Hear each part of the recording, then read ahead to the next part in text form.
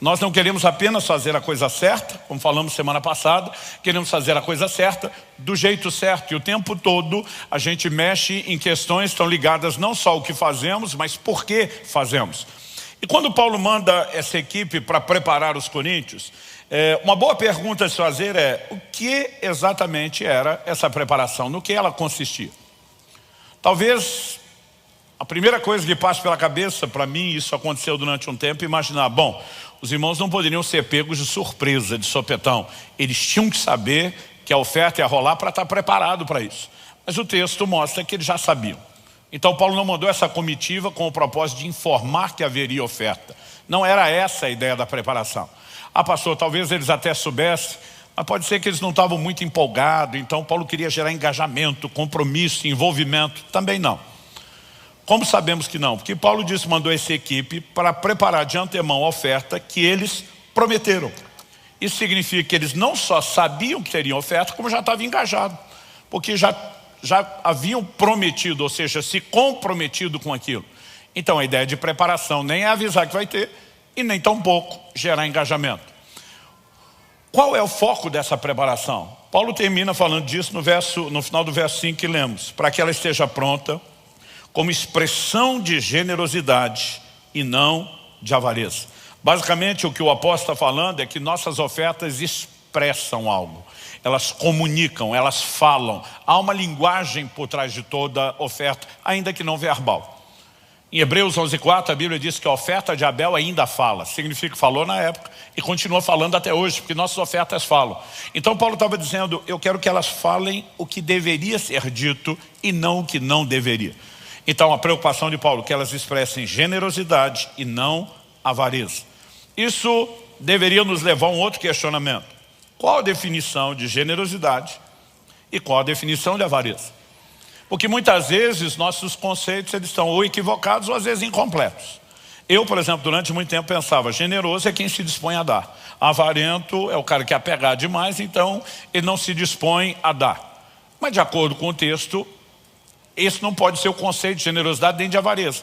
Porque Paulo diz, eu mandei uma equipe prepará-los para que a oferta de vocês não expresse avareza. Então alguém pode dar e ainda assim está manifestando avareza. Isso significa que generosidade não é algo que automaticamente se manifesta só porque alguém deu. A dádiva pode expressar uma coisa ou outra. Porque generosidade ou avareza não é o que nós fazemos. Ela tem mais a ver com o coração com o que nós fazemos. E esse é um ponto que nós começamos a destacar na semana passada, falando sobre a importância de que Deus esteja acima, mas eu quero trazer uma outra abordagem. Então, nós vamos falar hoje sobre expressão de generosidade. Eu quero chamar a sua atenção para 3 ângulos, ou perspectivas distintas e ao mesmo tempo complementares. Em primeiro lugar, eu quero falar da razão da generosidade. Em segundo lugar, eu quero destacar o que a Bíblia diz sobre o resultado da generosidade. Para só então, em terceiro lugar, nós de fato abordarmos a ideia aqui do propósito. Uma vez que entendemos qual a razão, qual o resultado, o que vai mover o meu e o seu coração, como nós vamos lidar com isso, e por que intencionalmente não apenas podemos, mas devemos escolher ser generosos. Então, em primeiro lugar, eu acredito que o que eu e você precisamos entender é que Deus espera de mim e de você generosidade por um motivo simples, básico, fundamental. Deus é generoso. João 3,16, o versículo da Bíblia mais conhecido no mundo, diz: Deus amou o mundo de tal maneira que deu seu Filho unigênito, para que todo aquele que nele crê não pereça, mas tenha a vida eterna. A maior expressão do amor de Deus é vista na sua capacidade de doação. Deus é doador, Deus é generoso. Diz respeito à capacidade de agradá-lo, de produzir no coração dele satisfação pela atitude e pelo comportamento. Eu acredito que todo pai, por mais limitado que seja, consegue ter um nível de realização indescritível quando percebe que de alguma forma pôde se tornar, em algum momento, em alguma área, inspiração para os seus filhos, modelo a ser seguido. Eu lembro quando meu filho Israel estava com mais ou menos uns 14 anos de idade. Um dia ele olha para mim e fala assim, uma das frases para mim foi daquelas que entram na categoria prêmio da vida. Ele olhou para mim e falou, pai, eu quero ser que nem você quando crescer. E a princípio eu, é mesmo filho, ele é. Ele falou, eu quero pregar como o senhor prega, eu quero mover nos dons do Espírito como o senhor move. Mas ele falou assim, e eu quero ter um caráter como o seu. Olhei o garoto de 14 anos e falei, o que é que você entende de caráter? Eu queria saber o que é que exatamente ele estava falando. Ele olha para mim e diz assim, eu estou de olho em você. E ele puxou a ficha de comportamentos meus que ele vinha observando nos últimos 2 anos, que eu nem sabia que ele estava vendo, muito menos entendendo. Ele diz, naquela situação, o senhor poderia ter agido assim, escolheu o caminho aparentemente mais difícil pela integridade. Nessa outra situação foi isso, aquilo. E eu falei, o menino está de olho em tudo isso.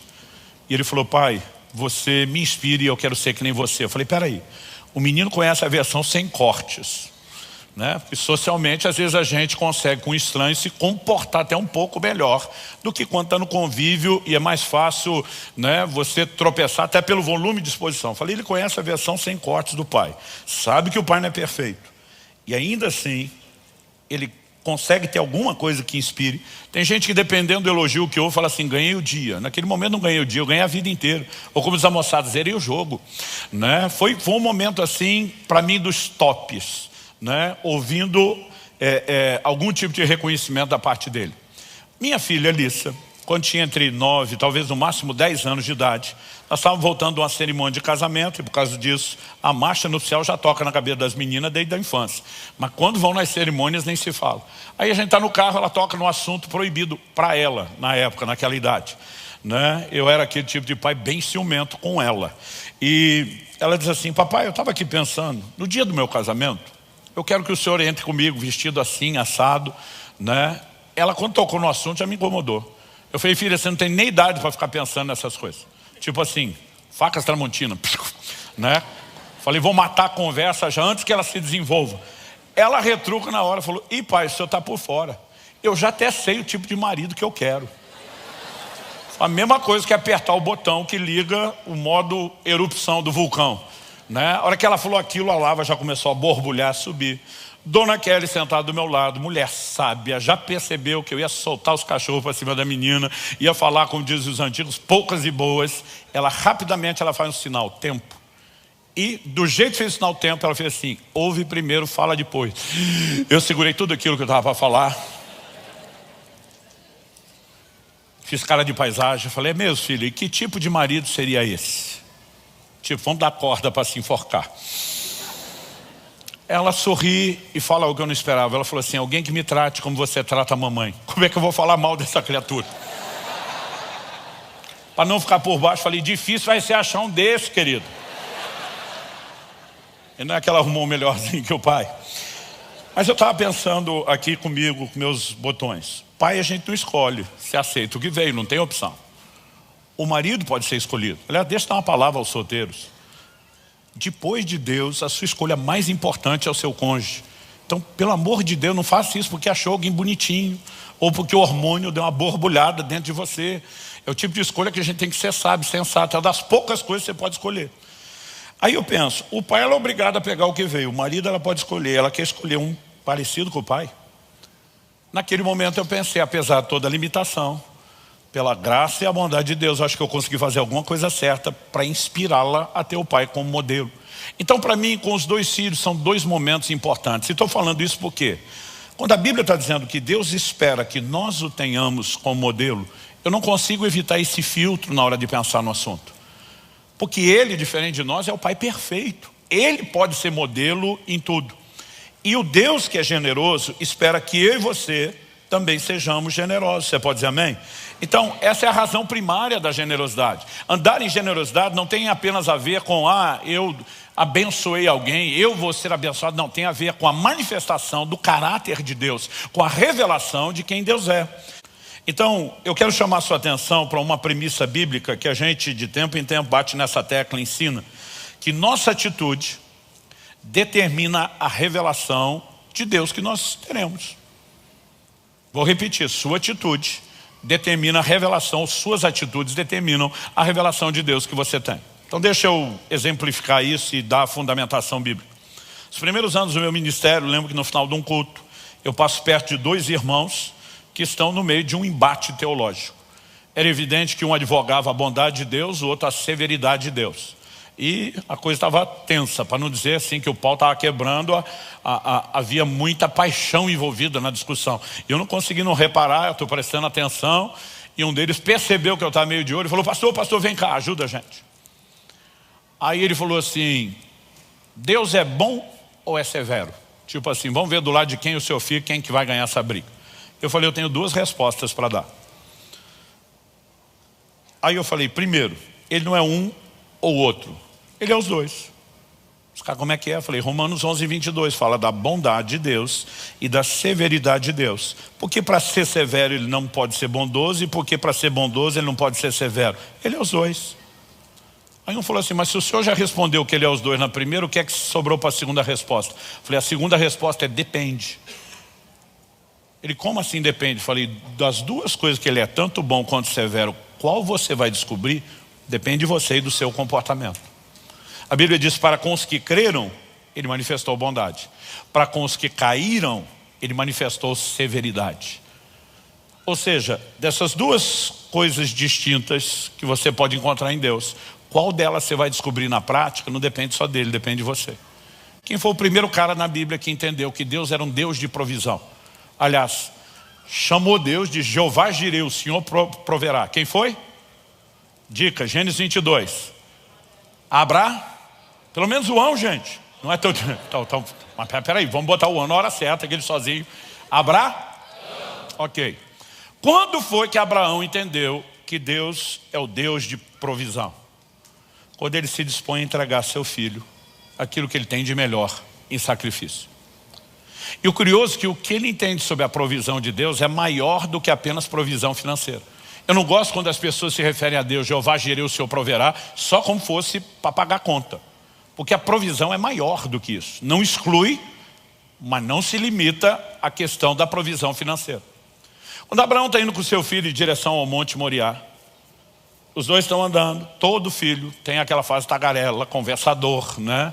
Assim como todo pai, quanto mais a idade avança, tem a idade do silêncio, da reflexão.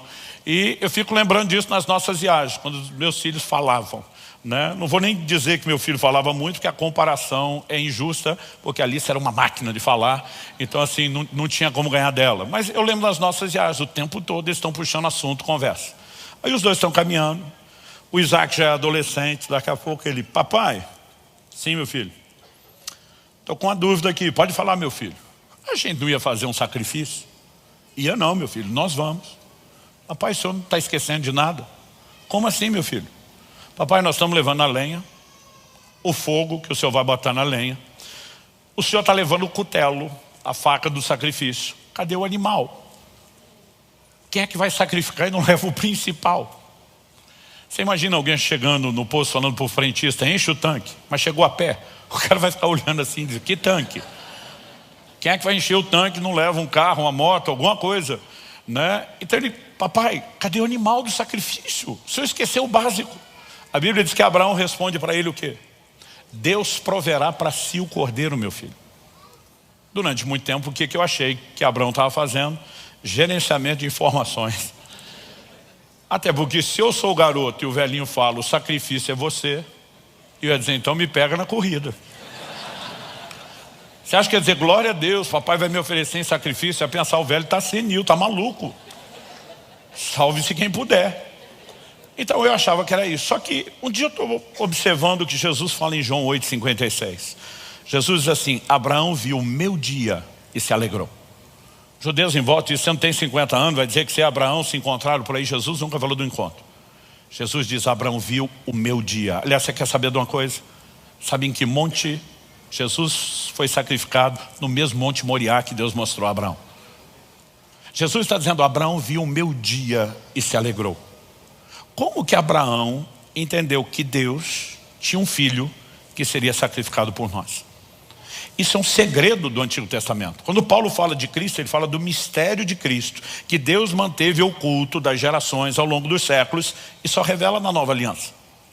As profecias vão fazer muito sentido depois de explicada, mas elas estão veladas e codificadas.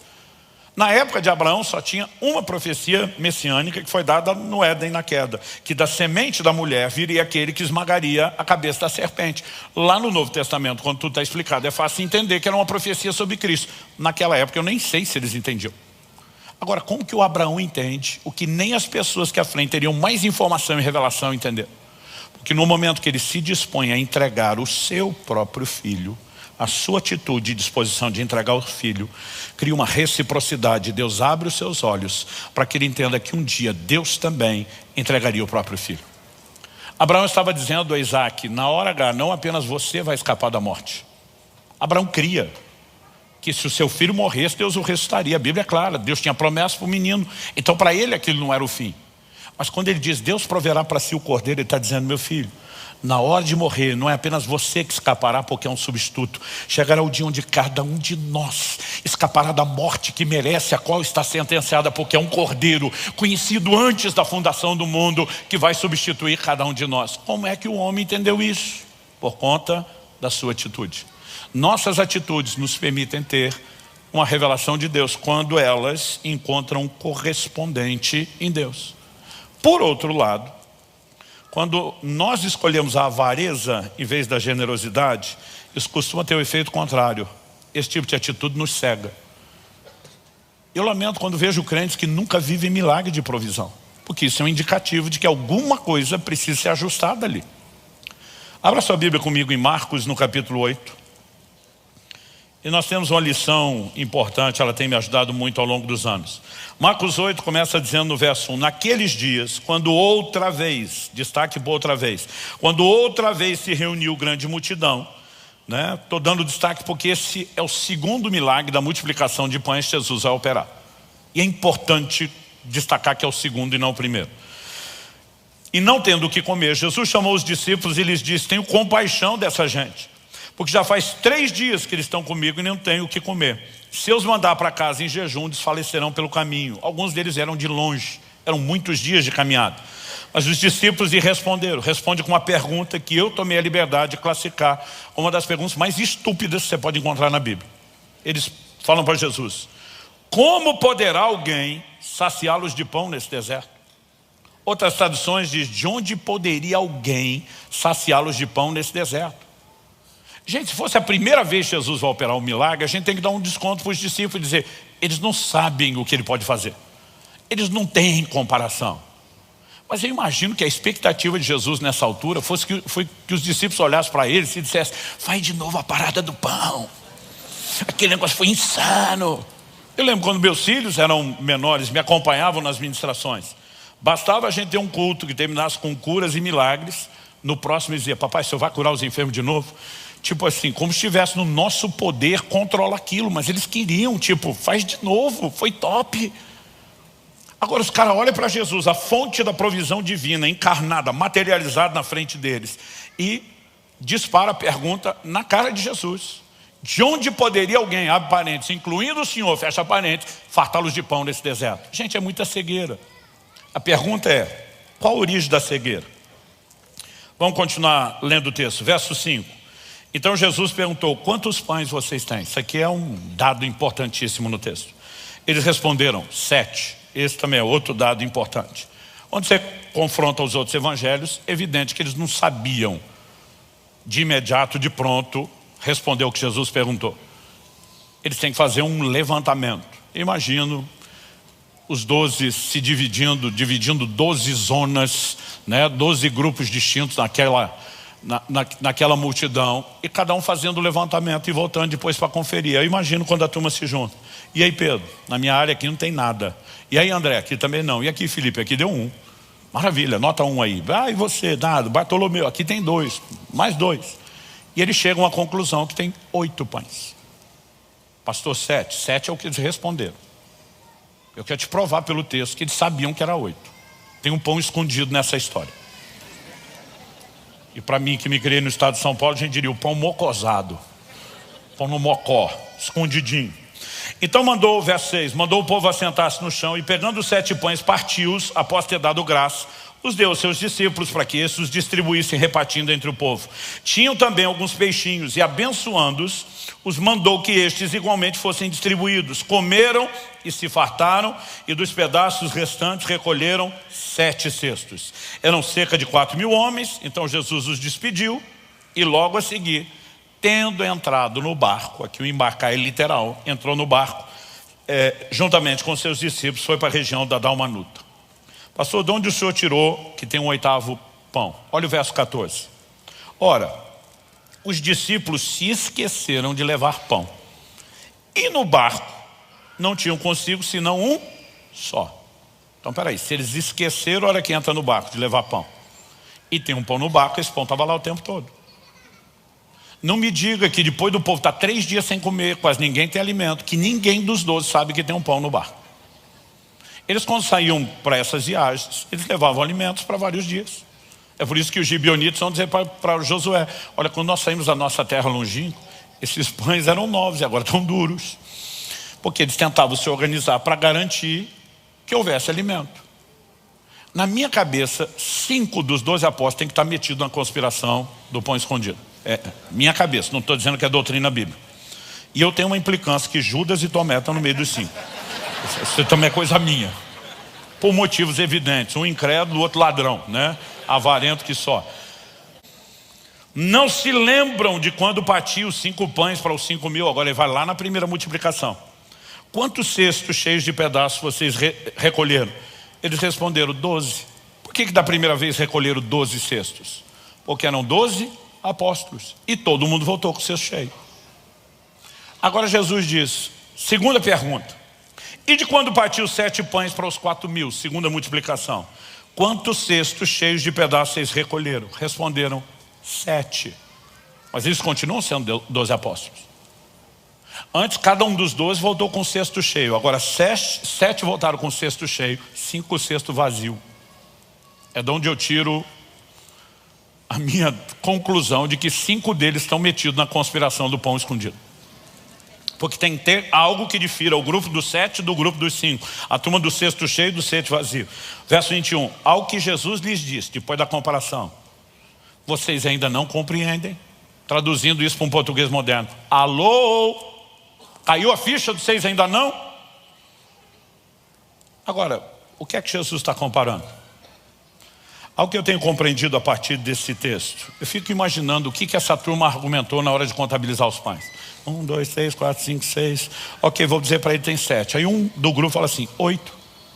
Não são 7. Tem o nosso no barco. Imagino falando assim: deixa o nosso quieto. Não, mas tem 8. Deixa o nosso quieto. Na primeira vez tinha menos pão para mais gente, ele resolveu o problema. Agora tem mais pão para menos gente. Deixa o nosso quieto.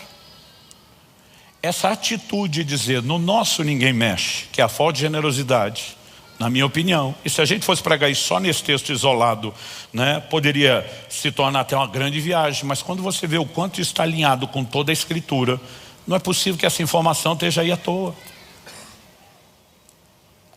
Agora, algo que eu tenho entendido: se você deixar de entregar o que você tem, isso não vai impedir Jesus de fazer o que Ele quer para os outros. Ele vai alimentar a multidão com ou sem o meu e o seu pão.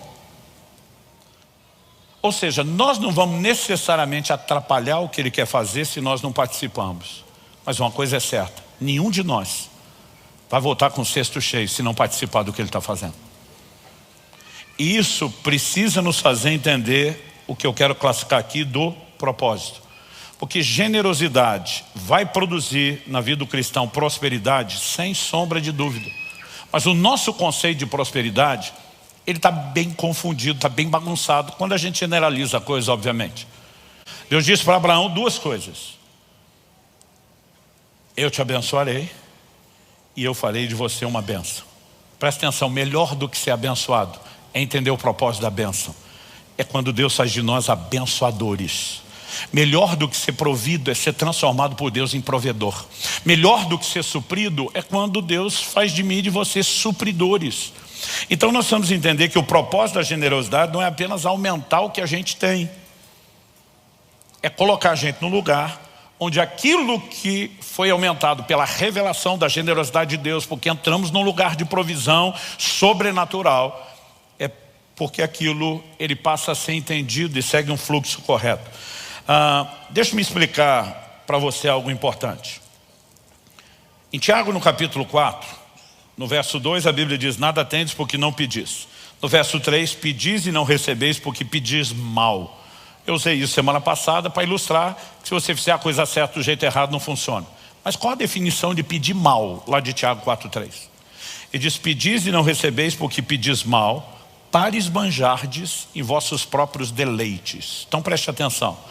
Toda oração onde eu e você estamos tentando conseguir algo de Deus que é só para a gente, para esbanjar nos nossos deleites, que a gente não tem plano de dividir com ninguém, é uma oração candidata a ser ignorada pelos céus.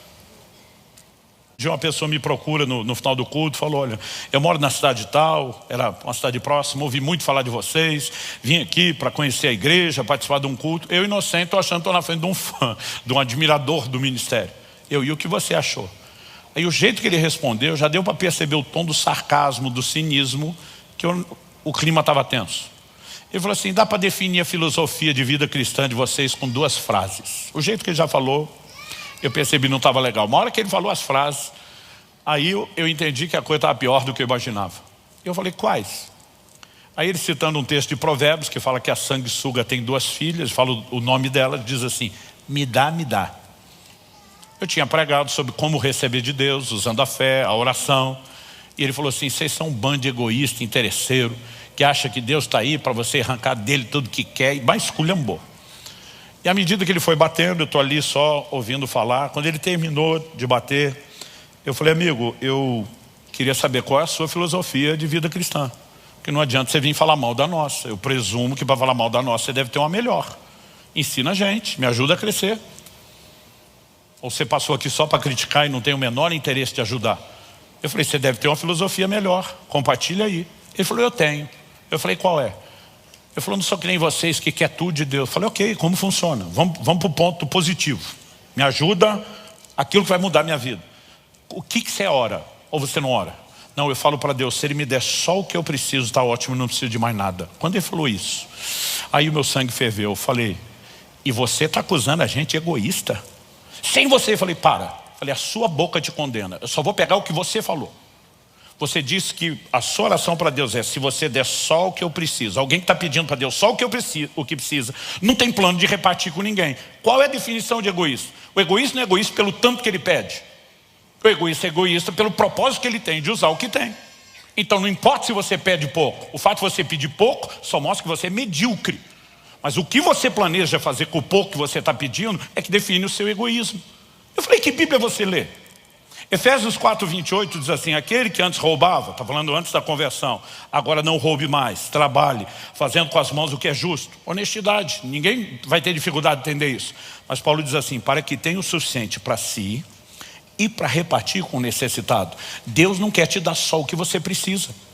Se Ele te der só o que você precisa, você não tem nada para fazer por ninguém. Então é evidente que Deus quer que seja transbordante. Agora, quanto mais eu faço pelos outros, mais Ele transborda. Agora olha o verso 10. E Deus, que dá semente ao que semeia e pão para alimento, também suprirá e aumentará as sementes e multiplicará os frutos da justiça de vocês. Vamos falar de algo aqui. Deus dá o quê? Semente ao que semeia, uma coisa. Pão para alimento, outra. Nós precisamos distinguir os recursos que chegam na nossa mão, porque nem tudo é pão, nem tudo é semente. A maioria de nós hoje a gente tem que explicar o básico, mas qualquer agricultor sabia quando colher, ele não podia comer tudo. Se ele não pegasse uma parte daquilo, em vez de comer, não estocasse para plantar de novo, o ciclo de provisão, de continuidade de alimento seria interrompido. Então você não pode comer a semente. Se você comer a semente, parou o ciclo de semeadura e colheita. Não vai ter pão lá na frente. Semente não se come, semente se planta. Então assim, toda vez qualquer recurso me chega à mão, a primeira pergunta para Deus é: isso é pão ou é semente? Se é pão, é para eu me alimentar, me beneficiar. Se é semente, é para plantar. Isso significa que eu preciso focar em outros. Agora, o que é que Deus comprometeu a aumentar? Porque a gente fala: se você ofertar, Deus vai dar mais. Ok, Deus vai dar mais o quê? Deus nunca prometeu multiplicar o seu pão. O texto promete que ele vai multiplicar sementeira, as sementes. Porque o pão, a gente não precisa de multiplicação. Gente, no terreno do pão, nós precisamos entender uma mensagem bíblica chamada contentamento. Não há uma colisão entre o que a Bíblia ensina de contentamento e o que ela ensina de prosperidade. Porque prosperidade sempre se aplica a semente, contentamento se aplica ao pão. A Bíblia diz, tendo o que comer e o que vestir, sejamos com isso contentes. Ou seja, a maioria de nós já está comendo mais do que devia. Para que é que Deus vai multiplicar o pão? Agora, semente é o grande projeto de multiplicação de Deus. Só que se eu e você tratamos tudo como pão, Deus vai olhar o seu tudo e diz, não tem nada para multiplicar aí. Porque minha multiplicação se concentra no departamento de sementes. E aqui nós estamos falando de foco. Nós precisamos enxergar os outros. Aliás, você quer entender como chamar a atenção de Deus? É quando você para de olhar só para você e foca nos outros. A Bíblia diz que enquanto Jó orava pelos seus amigos, Deus mudou o cativeiro dele. Quando eu e você paramos de olhar só para o umbigo e começamos a olhar os outros, não existe forma melhor de chamar a atenção de Deus. Você lembra de Atos 10, o anjo que aparece para Cornélio e diz, tuas orações e tuas esmolas subiram para a memória diante de Deus. O que ele está dizendo? Não é só quando você clama, quando você faz algo pelos outros que precisam, você está chamando a atenção de Deus. Só que Tiago 4,3 diz, quando pede para gastar nos próprios deleites, achando que tudo é pão, sua oração vai ser ignorada. Então qual é o propósito? Olha o verso 11, segundo aos Coríntios 9, é assim, vocês serão enriquecidos em tudo. Por que razão Deus poderia querer enriquecer alguém? O texto diz, para toda generosidade.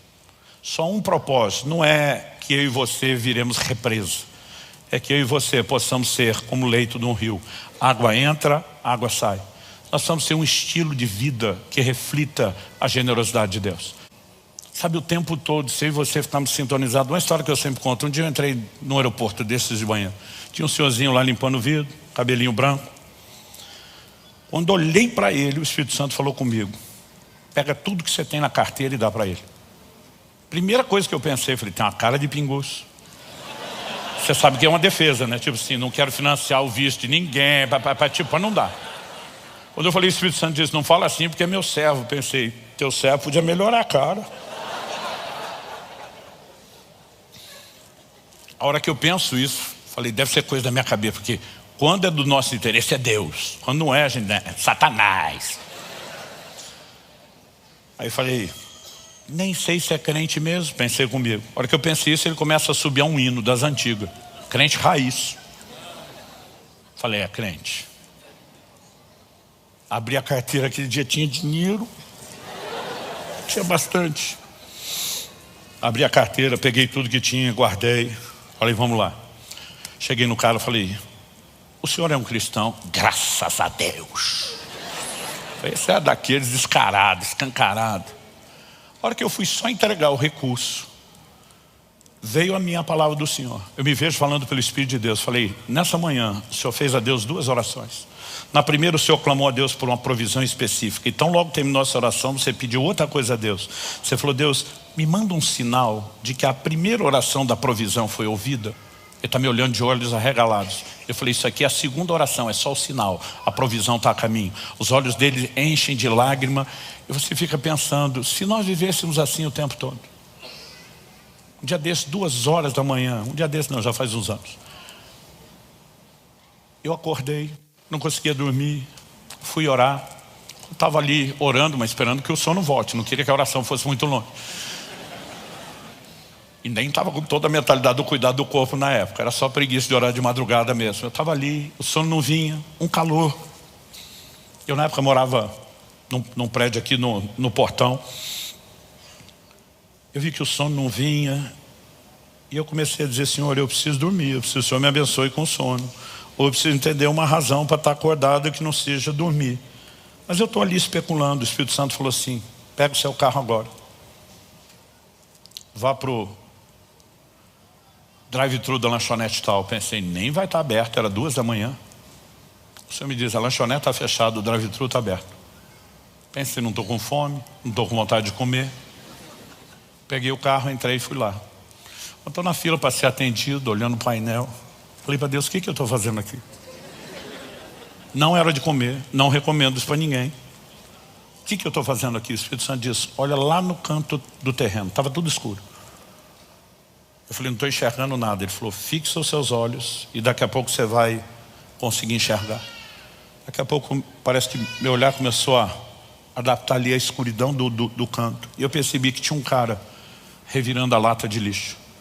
O Senhor me disse, a comida não é para você, é para ele. Eu falei, entendido. Escolhi o melhor lanche em termos de tamanho, de volume. Peguei aquilo, saí com o carro, encostei do lado do cara na lata. Quando ele está ali mexendo, abri a janela. Falei, amigo, desculpa me meter na sua vida. O que é que você está procurando aí? Ele falou assim, estou atrás de comida, senhor. Eu falei, não é melhor comer um lanchinho quente ali do que comer aqui na lata do lixo? Aí o cara quase endemoniou. Ele falou, o senhor acha que se eu tivesse dinheiro para comer lata? Eu falei, calma aí, campeão. Estou só brincando com você porque vem uma notícia boa. Ele falou, qual? Eu falei, acabei de passar ali na lanchonete comprar um lanche para você. Ele falou, sério? Eu falei, sério. Eu falei, eu sou um cristão, alguém que ama e teme a Deus. Ele acabou de me acordar. E quando eu estava ali perguntando por quê, ele me disse que era por causa de você. A hora que eu fui pegar e entregar o lanche, até aí eu estou falando só algo genérico. Eu falei, mas o pior é que você sabe muito bem quem é ele. Virou as costas para ele. E é por isso que você está nessa miséria. Eu falei, mais do que encher seu bucho, Deus quer lembrar para você quem ele é, o quanto ele se importa. E que ele quer cuidar de você de um jeito que você deixava antes e já não deixa mais. Você acha que é mais fácil pregar o evangelho para uma pessoa dessa com fome, revirando a lata do lixo, dando comida, ou só passando e falando, Jesus te ama? Agora você imagina se hoje, de acordo com o último censo, nós somos 55 milhões de evangélicos. Se esse fosse o nosso estilo de vida, eu vou transbordar, eu vou abençoar, eu vou transbordar, eu vou abençoar. Um gesto para um gesto para outro, um estilo de generosidade. De vez em quando, a gente sempre vê um outro fazer um comentário. Todo dia eu falei, não, Subirá fala bastante dessas coisas porque quer arrecadação. Eu falei, se você questiona a nossa integridade, nem deveria estar nessa casa. O que dizer dar dinheiro aqui? Aí eu digo, então arruma outro lugar para fazer, mas faça. Não deixe de fazer o que te faria crescer e romper espiritualmente, por simplesmente achar que estão querendo usar o seu recurso. Então eu tenho dito para algumas pessoas, faça em qualquer outro lugar, mas faça. Porque isso vai mudar a sua revelação de Deus. Vai poder manifestar a revelação de quem Deus é para aqueles que não conhecem. E acredito que não vai afetar só a vida financeira, porque quando essas bênçãos vêm com a mentalidade correta, elas viram um sistema de retroalimentação que nos permite fazer cada vez mais e mais e mais. Generosidade deveria ser um estilo de vida que todos nós deveríamos abraçar. Você recebe essa palavra em nome de Jesus?